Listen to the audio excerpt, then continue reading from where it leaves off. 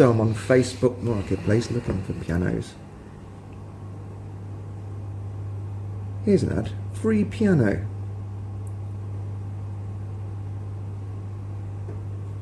Is that a Yamaha U1? For free? So yes indeed, this is a free Yamaha U1. Downside is it's from a primary school, so as you can see it is disgusting. It is dirty, stained, there's thumbtags, staples, bits of rubbish in the piano, a couple of keys are not working. Yeah, lots of work needed to make this look a bit more presentable. But it was free, and it's a Yamaha U1, and it's from 1979, so the inside looked really tidy. All the hammers were there, the frame looks tidy, the keys were all working apart from the bottom two, so I decided to take it home. So just unloading it, and the next day I start assessing the piano. So there the front panel was coming off because the catches were broken. Looking at the two broken keys, the very bottom key has got a missing part, so what my finger is on there is called a whipping, and the one that is not working is missing. I'm hoping it was in the piano somewhere, but it was nowhere to be seen, so I would imagine that maybe a piano tuner took it home to fix and then completely forgot about it, or it just completely broke apart and they threw it away and just left it because it's the very bottom note and it's hardly ever used. So that's something that I need to fix. And also, big problem with older Yamahas is the flange cord, or the loop return cord, on all the keys is starting to degrade. I think about probably 50-60% of the cords were broken, so they all need replacing. So I'm just going through the motions now. This is what I do when I get a piano. I take all the keys out, take the action out, and lo and behold, there is a bunch of dirt and bits of felt under the keys, and there's a couple of chipped keys here, so easy repair, just whip those off. I've got replacement key tops, so I'm just going to stick two new ones on. Now these key tops that I've got, they come with fronts already attached, so I'm just going to whip the fronts off and put the key tops on minus the fronts, because the fronts don't match the fronts that are already on the piano, so that's why I've taken them off. And then once it's on, I need to file away the excess so that it fits nicely with the rest of the keys.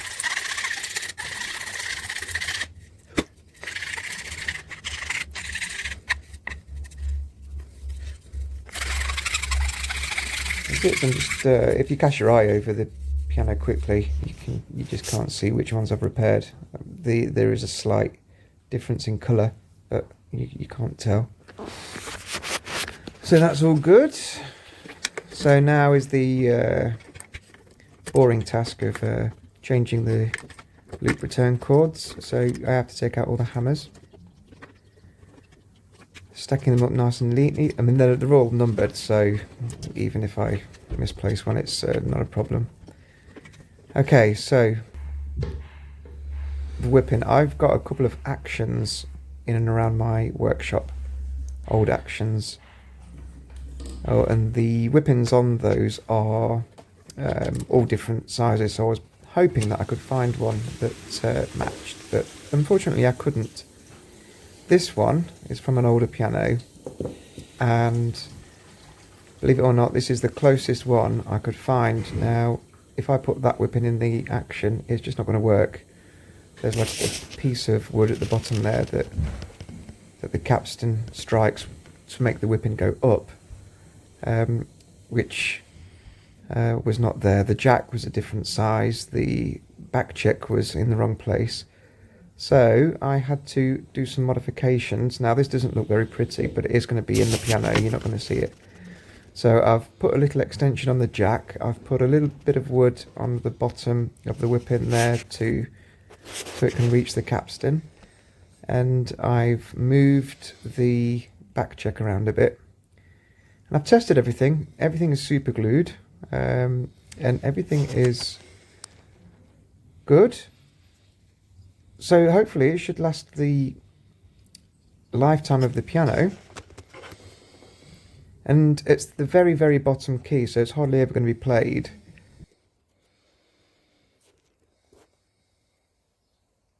If I really wanted to, if this was a nicer piano in better condition, I probably would have just ordered a new part from Yamaha and just waited for it to. But this piano, I'm not looking to make a lot of money.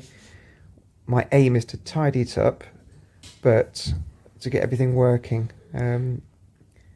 as best I can. Now these loop cords here, you just saw that loop cord, the old one, I just pulled it ever so gently and it just fell off.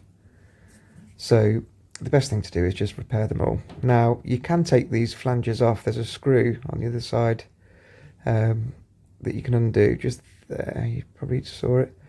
You can take the flange off and put the cord on. It's a lot easier, but this is quicker, a quick way of doing it.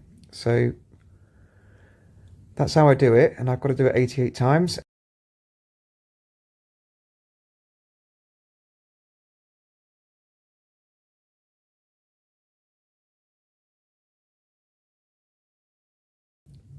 This is about 3 hours later, so they're all done.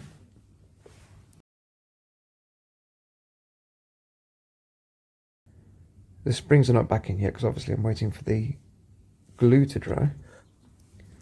So once the glue's dried, that's what I do. I just put the loop back on the spring, and these are the hammers all back in the action. Looking good. And there all the springs have now got new loop cords on. Let's see, I've got my camera down there just to show you. Oh, you could just see, yep. That's all looking good now. And there's my repaired whipping.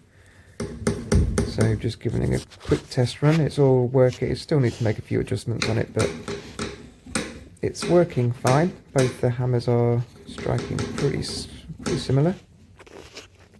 Once the action's back in, I'll be making some adjustments anyway. Now to get rid of all the rubbish that was underneath the keys, you can see all the dust and the fluff and stuff coming out. And so I'm using my air compressor to get all the crap out and giving it a wash, because there's no point sanding it and painting it when there's still grubby fingerprints from the kids. And just pulling out a couple of thumbtacks and staples here and there. So I've given it a good scrub, and I'm just drying it, and there we go, just looking at the major dings and dents to see what I've got to do. So that's what I'm going to dismantle, which means taking out all the screws and all the hinges. There's lots of screws, as you can imagine. If you try and paint it with all the hardware on, it just looks awful, so this has to be done, including the music rest as well. That hinge looked really scabby.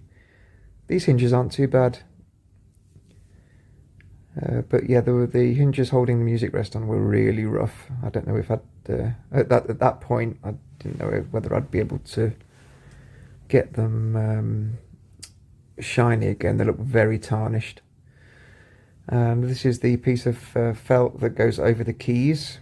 I'm just taking that off, and I'm going to replace that. So I've done some filling. Now there are thousands of little dings and dents all over the piano, but I've filled in all the main ones, and the piano is nice and clean, so I'm just scuffing the surface. And I'm going to use Rust-Oleum 2X satin black to make this piano look a bit more presentable. So I'm not looking for a showroom finish. I'm going to be selling this piano quite cheap, well below what they are normally selling for, but in this climate the piano sales are pretty slow, so I don't want to spend too much time on this piano because I'm not going to be making too much money on this. It's going to take days and days and days to get the case looking like it was when it first came out of the factory, so a tidy up job it is. So this is the second coat, so I'll do 2 coats. The first coat is a very thin coat. It just kind of preps the surface because this spray is actually primer built in, so I get quite good results from doing one first thin coat just to cover the surface, and then the second coat is a lot thicker, and it looks a bit patchy now and quite glossy as well, but when it dries, it dries to a nice satin look, which is not too bad. I mean, it's a modern look, it's black, and every piano that I do with this colour sells very quickly, so it will look great when it's all finished. So this is the front panel. Now the locking mechanism didn't work, so rather than trying to fix it or replace it, I've just removed it, filled it and spraying it. So that's the first coat going on,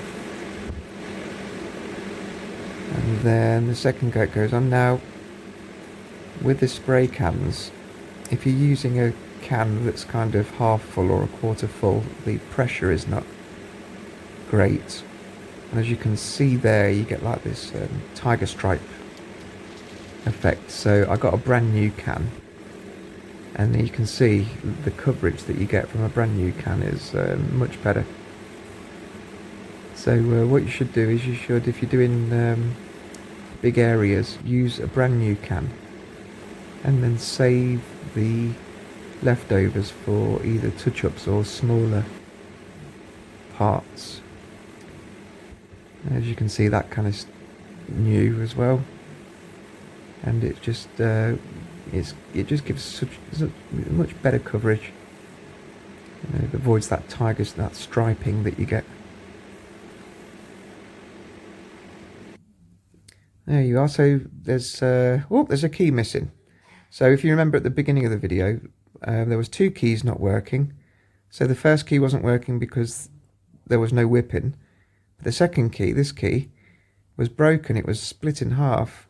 Unfortunately, the split was diagonal across the key. So I glued it and clamped it, and that was good enough, and it was nice and strong.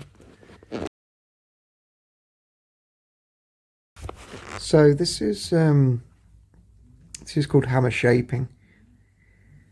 Now all the hammers have come out of the piano and I've put them back in. So all the little tiny grooves and the compressed parts of the hammers are not going to be lining up anymore with the strings. So when you play it, there's going to be some notes that are going to be dull and some notes that are going to be bright, and it's just going to sound awful. So either way, it's always a good idea to reshape the hammers. So I used a nail file to do that, and now what I'm doing is I'm realigning all of the hammers so they strike the strings nice and true, and in the middle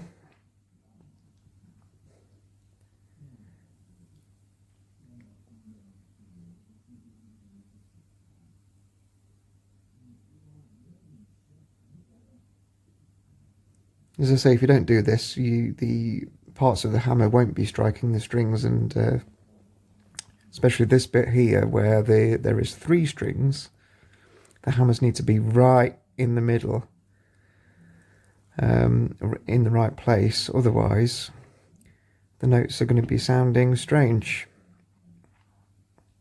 Like only 2 strings are going to be striking if the hammer's in the wrong place, and so on and so on. So it takes a little time, but once you get there, It's all sounding pretty good, and you can see how straight they are now. Especially if a customer comes to look at the piano and they look inside, the first thing they see is lovely straight hammers.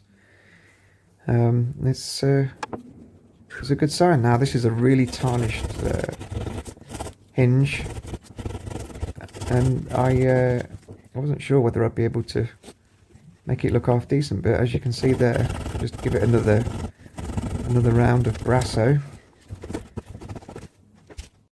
Not bad at all. Hey everyone, so I've now come to tune the piano, and here is my app just to tell you where the piano is sitting. So I'm going to press the A, and fortunately it is at concert pitch. It is a little bit off, but it means that I don't have to tune it twice. I just need to tune it once, and that should be enough.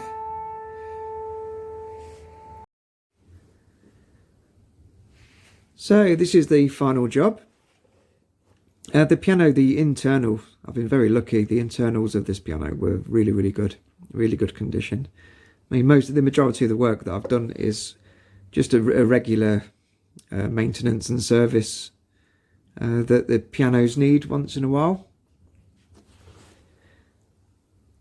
The case is pretty beaten up. It's a school piano, so I could have spent days and days and days on the case, filling, painting, sanding, and then over and over again.